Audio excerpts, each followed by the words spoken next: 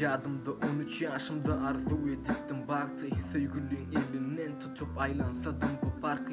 Yönü çağalıktaki söygülün kalmadım izi. Bir neme serhoşluk yalı şartlanırıptır bizi. Hakikat hava her duyguyumu yazdım defterime. Çınım bilen söyünüm olsam seyreden boş ellerime. Görüyen mi indi neçe yıllar geçti ondan beri. Her gün bir yorgun akıllarım bilaç ondan veri. Belki de yadadı bu beyni yalan sıylamaktan. Dünün filan görünüm bugün mümkün kıynanıp dur. Manisi var mı neme her gezek yalanın söysün. Yekecek sıygu tapılar mı ka dünyanı dörsün. Sonra yazar kim bilen ne diyen onsan bu güller. Kim bilen hazırlaşan kime koşuyan güller. Falşivi sıygu takamsız men ona yerine belki yalanlardan kirlen sıygu sizi galayın yeke.